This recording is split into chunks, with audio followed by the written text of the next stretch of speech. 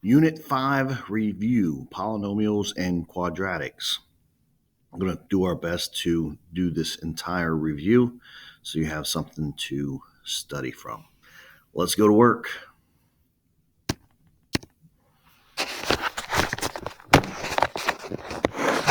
In the first section here, you may use a calculator. However, I don't know that it's needed because all we're doing is identifying whether they are polynomials or not. If it's a polynomial, give its name by both its degree and number of terms. Reminder about whether it's a polynomial or not. Polynomial has degrees that are whole number degrees, which basically means you can't have any negatives and you can't have any fractions or roots. So, looking at number 1, polynomial, yes, it is a polynomial because all of my degrees are positive or whole numbers. Why don't we say whole numbers? Because this constant at the end is really, we could consider it to have an x to the 0 power, which is 1. We talked about that way back when. So yes, first of all, it's a polynomial. And then it is a cubic. Why? Because it's to the 3rd degree. And it has 1, 2, 3, 4 terms, which does not have a special name. Therefore, it's called a cubic polynomial. Number 2, this x is on the bottom of a fraction. Therefore, that's the same thing as saying 5 times x to the negative 1 power. And we can't have any negatives, so no, it is not a polynomial. Number 3, that is, has a degree which is a whole number. So this is a, and that degree is 2, which makes it a quadratic. So yes, it's a polynomial. It's a quadratic.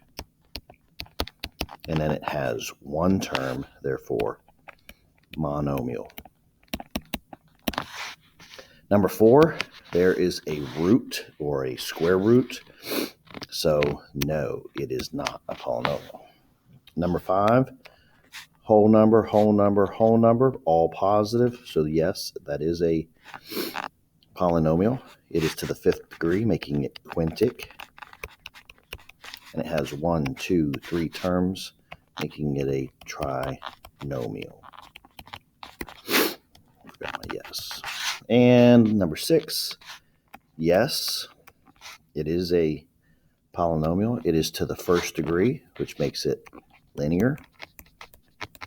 And it has 1, 2 terms, making it a binomial. There's the first section. Excuse me.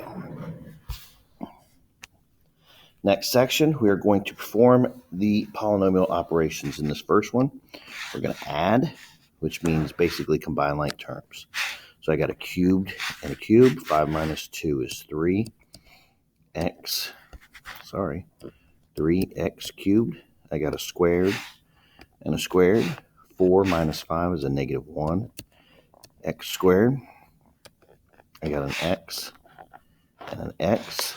Negative 3 plus 6 is a positive 3x. And then I got a negative 7 and a positive 12, which is a positive 5.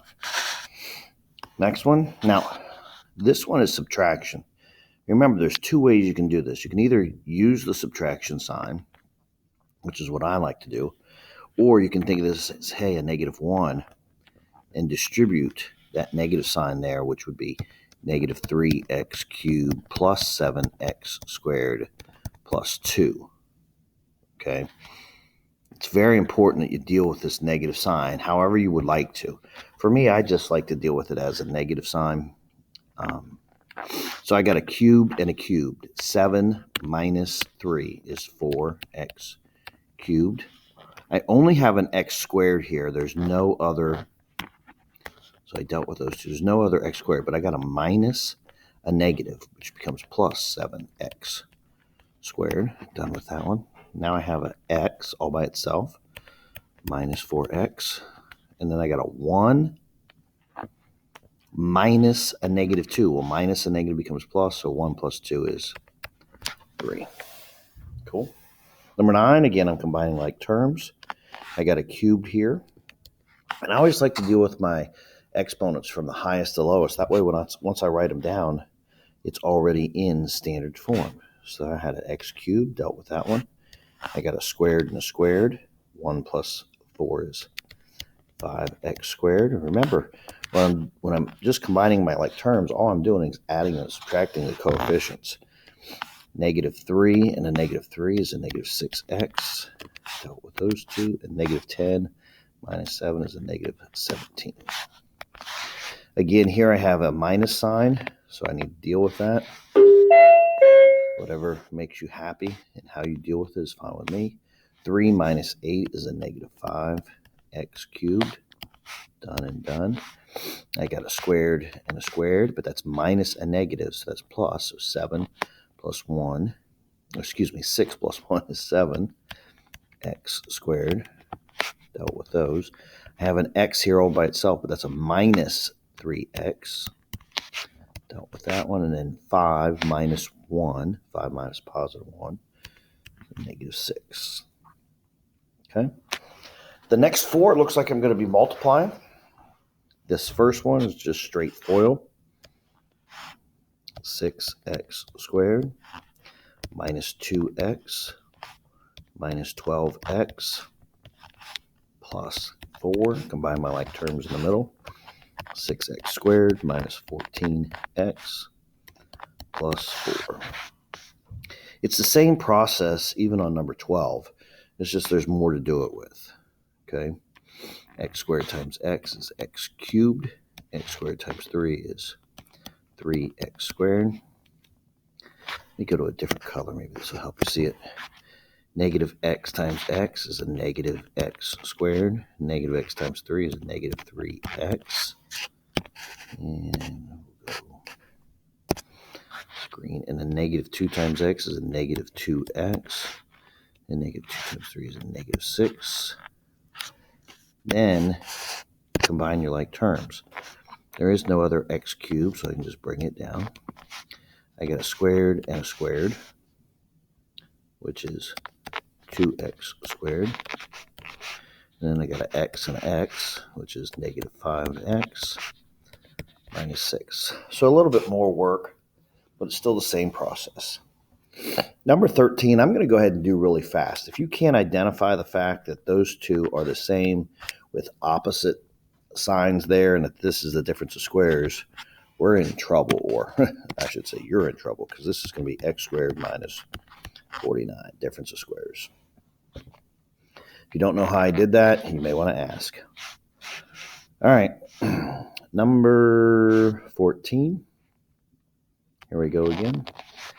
X cubed minus 5x squared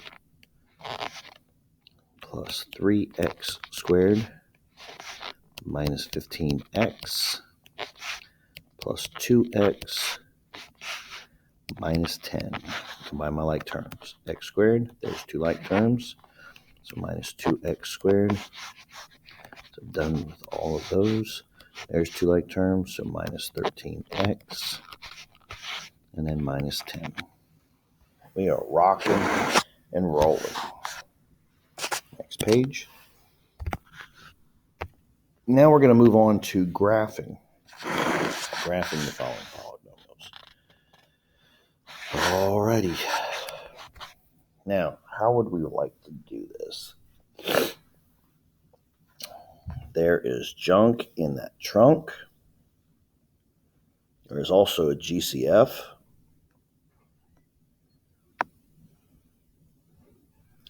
Let's go ahead and pull out the GCF first, just to play around and have fun. So I got 2 times x squared minus 8x plus 12. You know what? I want to complete the square. Just because we just finished doing that, let's go ahead and do that now. So 2 times x minus 8x, leave my space, plus 12, close my parenthesis. All right, so -8 divided by 2 is 4, or -4. squared is 16. So I'm going to add 16. I'm going to subtract 16. That makes that a perfect square trinomial. So now I have 2 times x minus 4, quantity squared, combine my like terms here at the end, minus 4. Now I got to distribute that 2 back in. So I have 2 times x minus 4, quantity squared, minus 8. Good. Now I can see my vertex is 4, negative 8. 4, negative 8. And I can use my a, which is 2, to go up 2 over 1, up 2 over 1. And there is my quadratic. That's just one way I could have done it. There's other ways as well. Number 16, it's already in vertex form. That's nice. I can see my vertex then is negative 5, negative 8, negative 5, negative 8. I can see that my a is 1. So up 1, over 1, up 1, over 1. Boom. That was actually pretty easy because it was already in vertex form. Number 17. I'm going to go ahead and do the other way just because. There is junk in the trunk. And anytime there's junk, I got to remember x equals negative b over 2a. So in this case, it would be 4 over 2 times 1, which is 4 over 2, which is 2. So the x value of my vertex is 2, but I don't know my y. How do I find the y? Well, I plug it in, right? So f of 2 equals 2 squared minus 4 times 2 minus 5. Well, 2 squared is 4. Negative 4 times 2 is a negative 8 minus 5. That is, what, a negative 9? So 2, negative 9. 2, negative 9. And my a is 1, so up 1, over 1, up 1, over 1. Just for fun as well, I can see my constant here is negative 5. And I can mirror that over the axis of symmetry as well. So there is my parabola. Number 18, it tells me, I'm going to start over here with at the end with my zeros. It tells me my zeros are 3 and 7. Right in the middle of 3 and 7 is going to be 5. So that's where my axis of symmetry is. And this thing tells me that I have a max of y equals 4. So I have a maximum. So this thing doesn't go above that line, which tells me that there is my vertex. Wow, almost made that look too easy, didn't we? All right, number 19, same thing in that my zeros are negative 3 and 9. 1, 2, 3, 4, 5, 6, 7, 8, 9, 10, 11, 12. So 6 away. 1, 2, 4, 5, 6, 3 is my axis of symmetry. And I have a minimum of y equals negative 4, which tells me, boom, my vertex is right there. Wow, that baby is wide. And number 20, a cannonball is launched from 9 feet behind you and lands 9 feet in front of you. Let's assume I am standing on the origin and it's launched from 9 feet behind me. We'll say that I'm facing to the right, okay? And it lands 9 feet in front of me. And it reaches, so that means that the y-axis is my axis of symmetry, okay? And it reaches a maximum height of 7. So that tells me my vertex is going to be y equals 7. And there we are. So we're about halfway through here. Moving on to the next section. Factor. Teach me how to factor. Teach me how to factor. Factor the following quadratics using the distributive property, then list the zeros. I want to know the solutions. Okay, here, let's follow our process. Number 21, is there a GCF? No. Is there a leading coefficient? No. So, split in signs. Put an x in each. Factors of 1. Oops, signs, both positive, or same, both positive. Factors of 1, 1 times 1. They add together to get me 2. It's 1. So this is really x plus 1 quantity squared. And I only have one solution, or 1 0, and that is negative 1. Why is it I only have one? And some people might consider, well, you got negative 1 and negative 1, but it's the same number.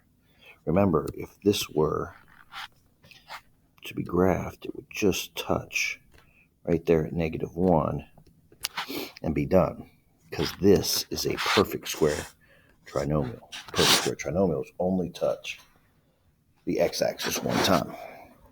Number 22 should be easy to do. That's the difference of squares. X plus 8, x minus 8. My solutions are negative 8 and 8. Number 23, look for a GCF. That one looks a little hinky. It's missing this constant at the end. It is. I can pull out an x to get x plus 3. So what are my zeros? 0 and negative 3. Number 24, is there a GCF? No. Is there a leading coefficient? No. So split in signs. Put an x in each. Signs are opposite, so a plus and a minus. Factors of 28. 1 and 28. 2 and 14. 3, 4, and 7. There we go. Which of those come together with signs? Opposite signs to get me a 3. 4 and 7, the larger number, gets the sign from the middle. So 7's got to be positive. 4's got to be negative. Solutions are negative 7 and 4. 25. Is there a GCF? No. Is there a leading coefficient? No. So split in signs. X in each. Signs are the same, both positive. Factors 8. 1 and 8. 2 and 4. So those come together to get me a 6. 2 and 4. So what are my zeros? Negative 2 and negative 4. Is there a GCF? Yes, I can pull out a 2. So I'm left with x squared plus 4x minus 5.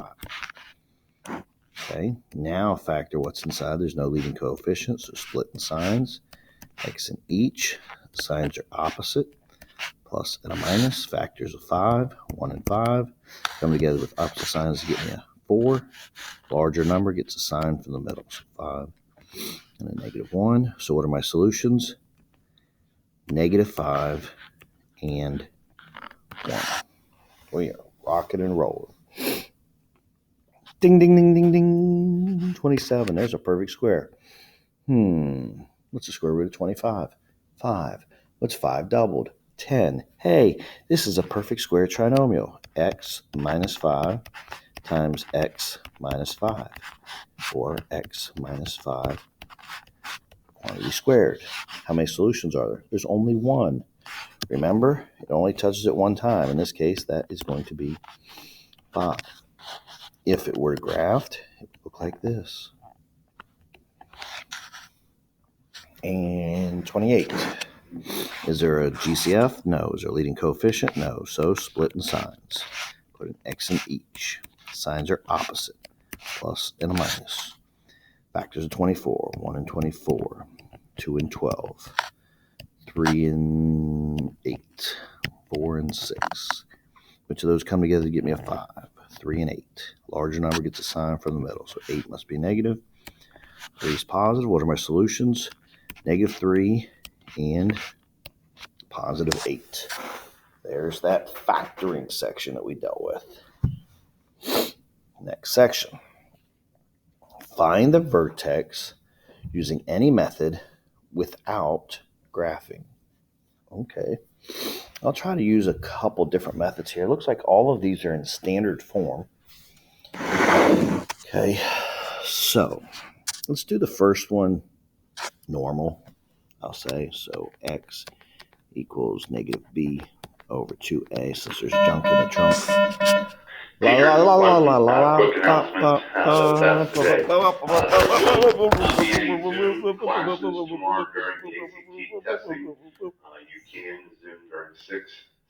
I'm sorry. Those as being Zoom classes, but during the rest of the day, there would be no. Well, sorry about that. All right. 29, since there's junk in the trunk, I know I got to use negative b over 2a. This is just one of the methods. Okay, so in this case, I would have negative 2 over 2 times 1, which is negative 2 over 2, which is negative 1. So the x value of my vertex is negative 1. And how do we find the y? We plug that in for x. So f of negative 1 equals negative 1 squared plus 2 times negative 1 plus 3. So 1 minus 2 plus 3. 1 minus 2 is a negative 1, plus 3 is a positive 2. So my vertex is 1, 2. Now that's one way. I'm going to go ahead and do that again. So in this case, I would have negative 12 over 2 times 1, which is negative 12 over 2, which is a negative 6. So plug in a negative 6.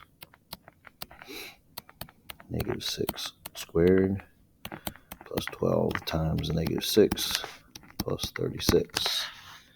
So this is going to be 36.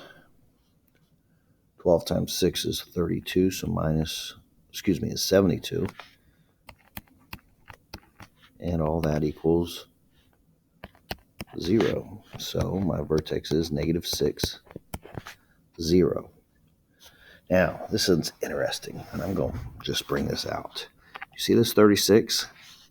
That's a perfect square trinomial, isn't it? Because square root of 36 is 6. 6 doubled is 12. Hey, if I had factored that, I would end up with x plus 6 squared. And remember, I told you anytime that we have a perfect square trinomial, its vertex is on the x-axis, meaning its y value is equal to 0. That's cool. So that's some other information I could have used. Let's do that one more time. Same process. Negative 4 over 2 times 1 is negative 4 over 2. So that's a negative 2. So I got negative 2 something. Let's plug in negative 2, which is negative 2 squared plus 4 times negative 2 minus 6. So that's 4 minus 8 minus 6, which is negative 10. Cool. Now that's one way. What's another way? Let's keep going.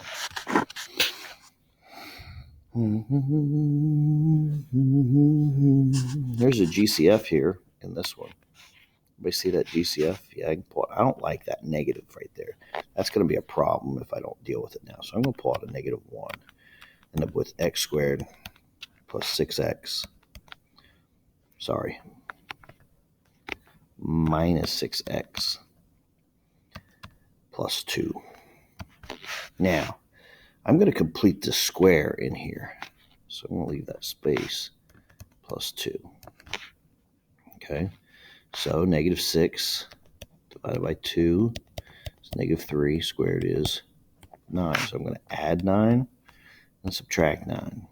Remember, that's perfect square trinomial now. So negative 1 times x minus 3 quantity squared. Combine my like terms on the outside, which is a negative 7. Now distribute this negative 1 back in. So I now have a negative x minus 3 quantity squared plus 7. So what's my vertex? 3, 7. Cool.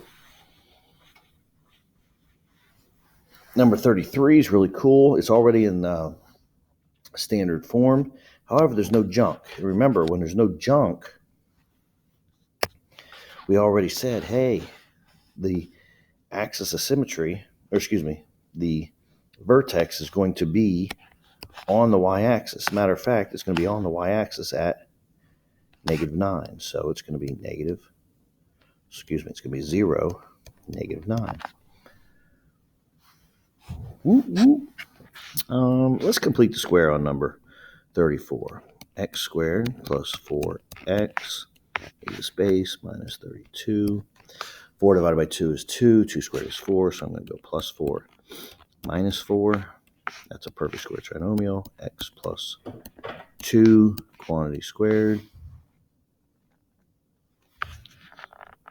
minus 36.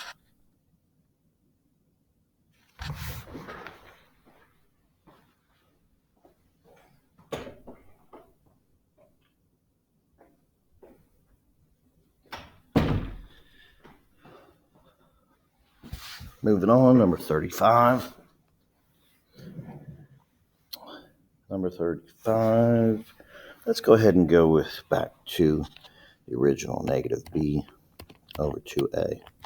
So in this case, I got negative 1 over 2 times a quarter. Well, 2 times a quarter is a half. Negative 1 divided by half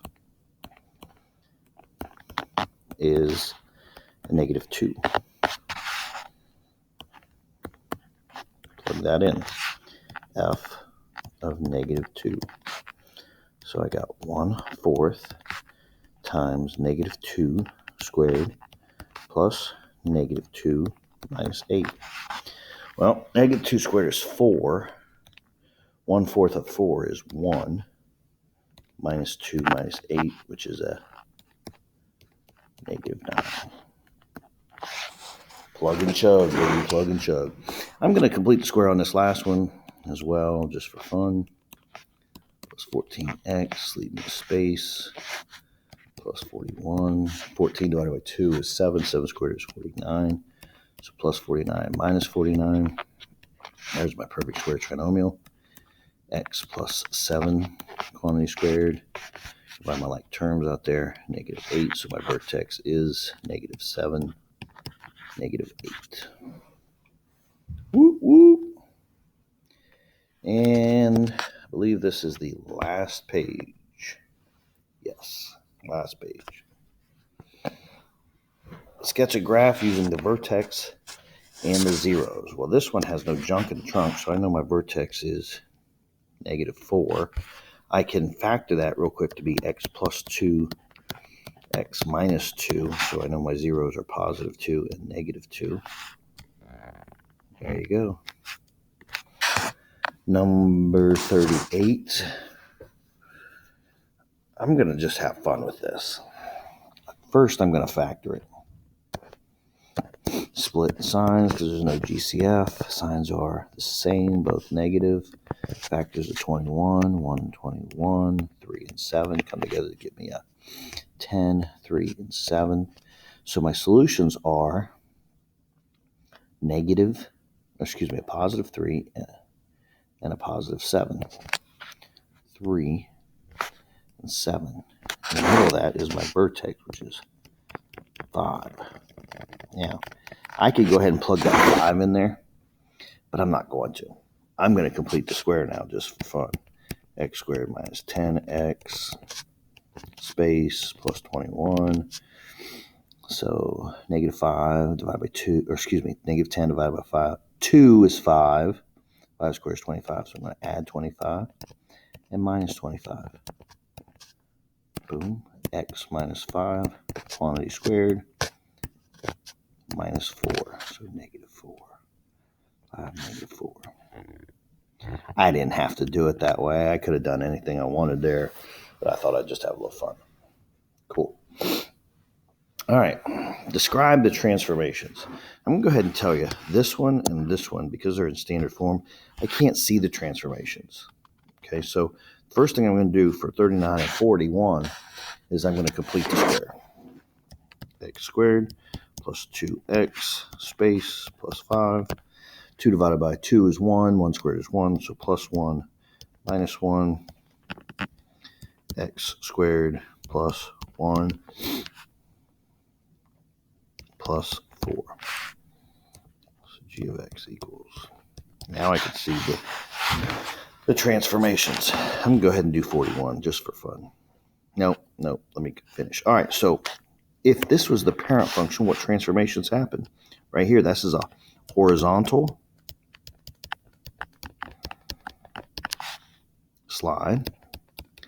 And remember, it's inside the parentheses, so it's kind of opposite what we think because it's +1, so you might think right 1, but it's going to be a horizontal slide. Left 1, and then vertical slide up 4. Cool. So inside is horizontal, outside is vertical. Inside horizontal, outside vertical. Inside horizontal, outside vertical.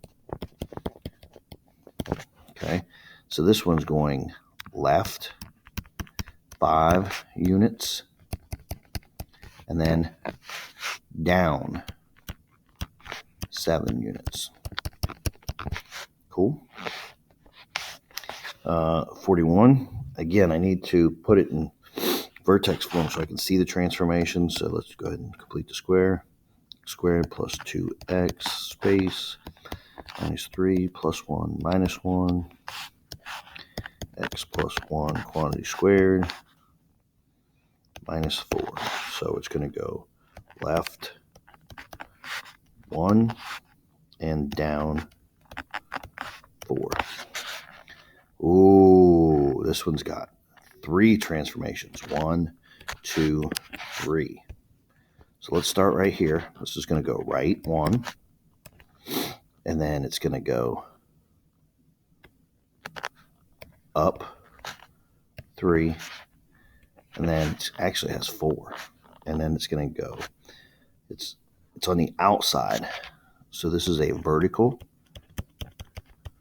stretch. So it's going to have a vertical stretch of 2, and then it's also negative, so it's got a vertical. How do I know they're vertical? Because this is happening on the outside of the parenthesis. That makes it vertical, so it's going to be a vertical reflection across the x-axis. Cool. Last 2, again, talking about the transformations. All this transformation stuff came in that last video that you watched over the weekend. All right. So I want you to notice that this graph that's given to us here is a graph of this function. Okay? And we want to know what happens to get from this function, sketch the transformation from the original function, and this is the original function, to get to this function. Okay, so I want to take this function, whatever it is, and I want to go right 3. I want to go down 4, and then I want to reflect. Why reflect? Vertically or horizontally? Vertically. Why? Because it's on the outside. Reflect vertically. So what I'm going to do is I'm going to pick a couple points. 1, 2, 3 points. I'm going to pick those 3 points. I'm going to go right 3. 1, 2, 3. Down 4. 1, 2, 3, 4. So that point's here. 1, 2, 3. 1, 2, 3, 4. That point is right here. This one goes down 4. 1, 2, 3, 4. 1, 2, 3. Goes right there. Okay. 1, 2, 3, 4. Yeah. Okay. But then it reflects over the x-axis. Okay. So this is 1, 2, 3, 4. 1, 2, 3, 4. That point becomes here. This point goes there. And this point goes way up here. So it looks like that. Wow, that just got crazy, didn't it? I think these 2 are kind of easy to see for everybody, but it's this reflection. and the reflection is across the x-axis. So it's a tough one. And number 44, I got to move this one left 3 and down 7. No reflections, just left 3, down 7. So 1, 2, 3, 1, 2, 3, 4, 6, 7. 1, 2, 3, 1, 2, 3, 4, 6, 7. And 1, 2, 3, 2, 3, 4, 5, 6, 7. Can't believe they made it go off the graph, but they did. Cool. So there you are. This is what you have to be able to do for your Unit 5 test coming up later this week. Hope this was helpful. Have a great day.